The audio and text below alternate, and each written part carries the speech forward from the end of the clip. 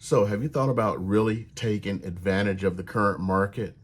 Now, over the past year or so, you have not been able to get closing costs. Well, things are changing. Stick around and I'm going to talk about it with you guys. In case you haven't met me before, my name is Eric Hudson. I am a real estate agent here in the Las Vegas area, which of course includes Las Vegas, North Las Vegas, and Henderson. I'm also a veteran, retired Air Force member, and my goal is to help you in your real estate goals, whether it's selling a house or buying a home or even investing in real estate. So if you need any kind of help, all of my information is in the info section and below. Just go ahead and reach out. You can call me, text me, email me. You can even send a carrier pigeon or smoke signals, and somebody's going to get back to you.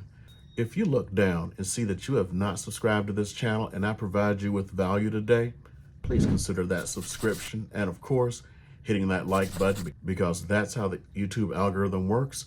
This way, more people can have a chance to enjoy my content. Well, I'm sure you know, the real estate market has been hot, unless you've been hiding under a rock. And one of the biggest things is people who needed a little bit of help, well, they had a problem over the last couple of years because sellers didn't have to give you any help because there were plenty of other people out there waiting to buy that house. Well, the tides are turning. Even though we are still in a seller's market and the market is not turned as much as some people believe, well, there is perception, and perception beats reality every single day. And the perception is the market is about to fall. Well, the reality is there's only a month and a half of inventory, which is still a strong seller's market, and it's about where we were before the pandemic.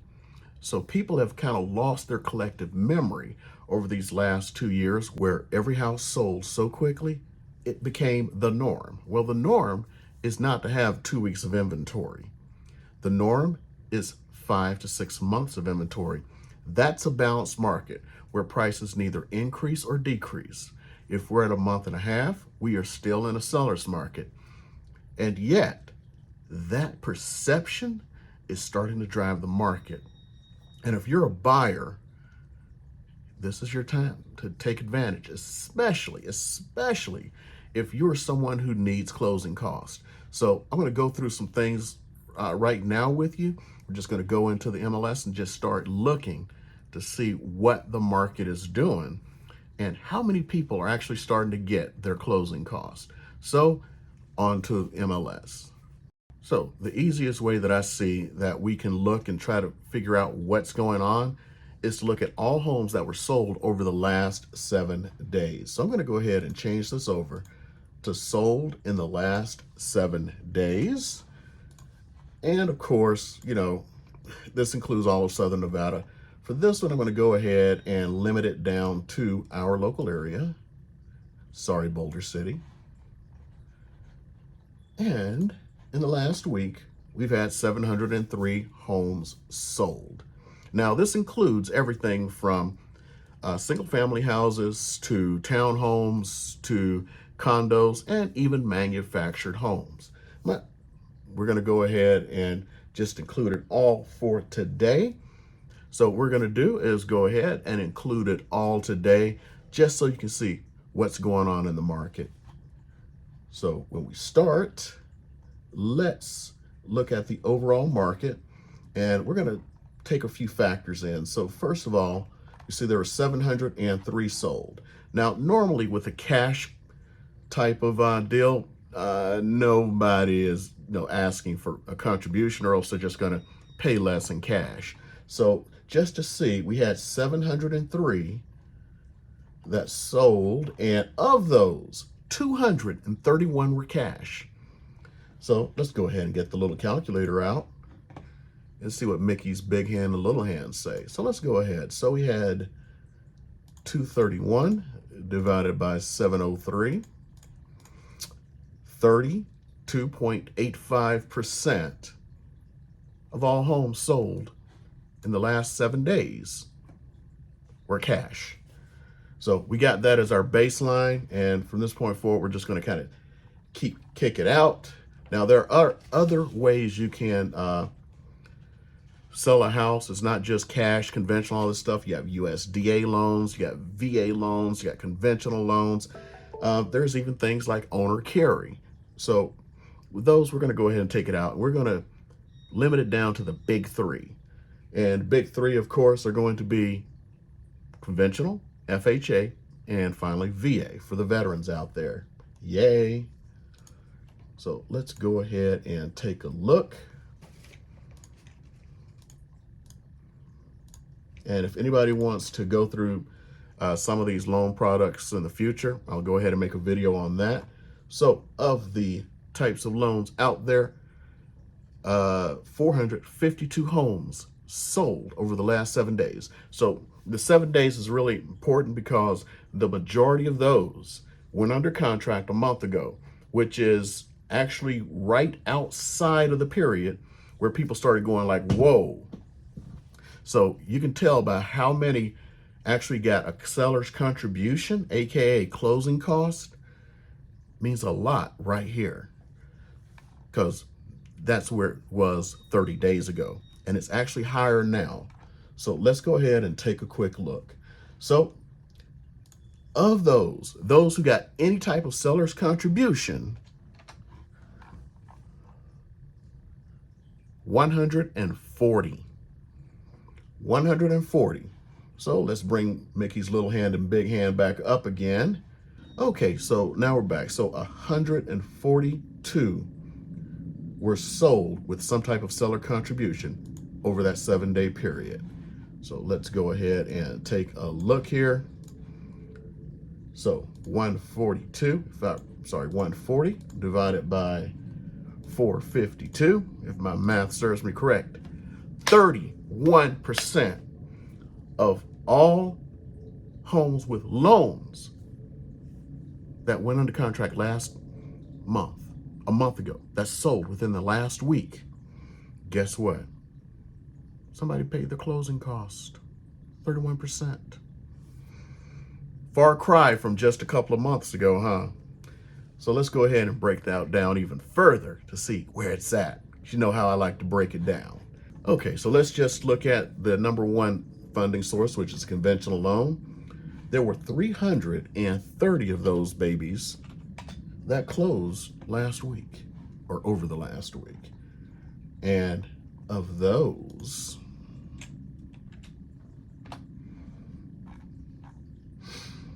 109 of conventional loans got some kind of closing cost.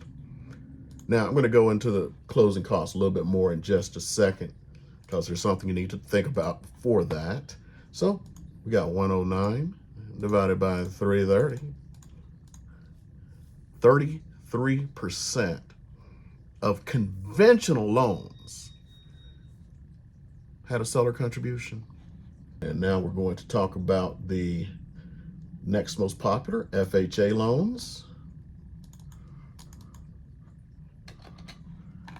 And there were 71 FHA loans that went under contract a month ago or so. This closed out last week or over the last week.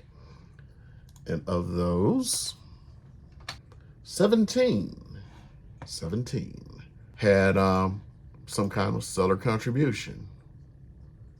Now, this is strange because you would figure that an FHA loan would have a higher amount of seller contribution, but guess what?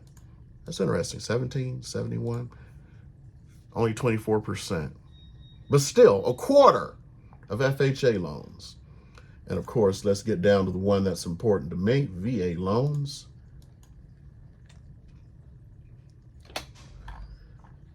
So 51 VA loans went under contract or closed in the last week. And let's see how many had closing costs. 15. Okay, this is impossible. 17 and 71, 15 and 51. Come on, you can't make this stuff up. I'm sorry, you just can't make it up. Okay, so 29% of VA loans had a seller contribution. how do you make this up? 29% of VA loans had a seller contribution. So let's go ahead and talk about seller contributions for a second. Okay, so it's not just closing costs. There are other reasons why people make a contribution. So I don't want to get this too twisted. So here's the number one example. Let's say you have a house and you do the home inspection and everything, and you have some things you want fixed. Well, a lot of times people just agree to give me $500 to do this stuff. Okay, cool. I'll give you $500. No, go away. Well, you have to put that someplace. You put it on an addendum that goes down to the title company, and that $500 becomes a seller contribution. So they did not really contribute to closing costs per se, even though they take it out of closing costs. I'm talking about real closing costs. So real closing costs are going to be, a couple of thousand, $3,000, $5,000, $10,000. So let's just nominally look at the $500 and take out, so here, get rid of the VA. 17 had $500. So I guarantee you those 17, the majority, if not all of them, were from requests for repairs. And if we look at 1,000, 22 of them. So really, when you start looking at 1,500 and above, that's where you really get to see the real numbers. So 1,500 or above, we only had 100. So those are more than likely true closing costs. The point is, okay, let's go ahead and, so we had 100. And we'll just use that as the example. So 100 divided by 452.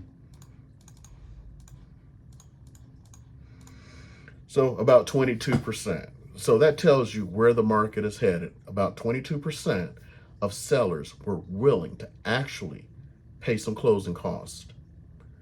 Well, that's actually gone up. I talked to a lender the other day, and he said 50% of the contracts that crossed his desk in the last week had seller contributions. But let's go over why you can get seller contributions now. So if you were to look over the last 7 days, 1,493 homes came on the market. 291 came back on the market.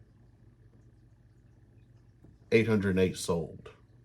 There is more coming on the market than are selling. Now, even though there's more coming on the market than are selling, if you look at the way you figure this out, like I said, we're at a month and a half of inventory. Because of that, we are still in a seller's market. But the sellers are not seeing it that way. And now buyers are not seeing it that way because the buyers are not feverish anymore. They're not offering 50,000 over normally like they were just a couple of months ago. So now is your time to get in, not worry about paying anything extra, and get closing costs. So especially if you have a no down loan like VA loan, that's a hint. Now is the time you can get those closing costs. And if you get those closing costs, you walk in with no cost whatsoever. And on top of that, of course, if you walk into a new build and you use their lender, they're going to give you closing costs. Plus, probably a little bit more off. Matter of fact, I saw an email that came yesterday from a builder. I'm not going to show it here on screen, but they were actually offering your closing costs plus like a $2,500 credit for upgrades, all kinds of crazy stuff. Everybody's afraid. Some of them are looking at numbers and going like, wait a minute, everybody's listing their house now. I have to put my house on the market, and it's just causing a frenzy.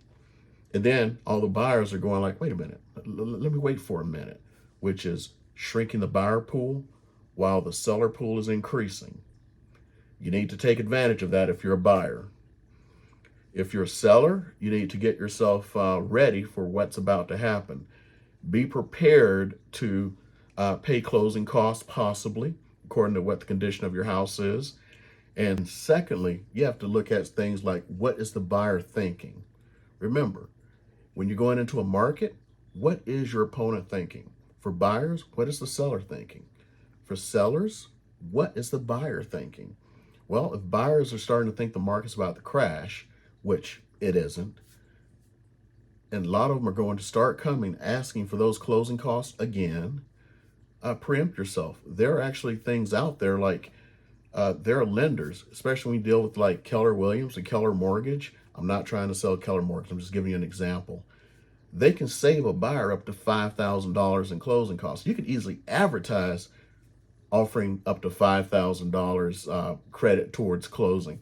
Then it's like, oh, really? Yeah, you have to use this lender. There are lenders you may be able to work with. That's how they're able to give those incentives when people come into the new builds. The lenders are giving those incentives. So who knows? I don't know if this will happen or not. Work with your agent to see if there's a lender out there who can do kind of new build stuff. I haven't tried it, but I'm just saying that it can happen. So these are some of the things you need to start looking out for, because I know you want to get those closing costs because it saves you some money. And with the sellers walking away with hundreds of thousands of dollars in their pocket, it doesn't hurt them as much as it did in the past. They're still going to be okay. And one of the things you can do is, again, if you have not subscribed, go ahead and hit that subscribe button. If you need any kind of help from us, remember, our contact information is below. Go ahead and call, text, email, or send a smoke signal. We'll get right back to you and help you out as best we can. And most importantly, if you could help me out with watching one more video at least, it'll help a puppy.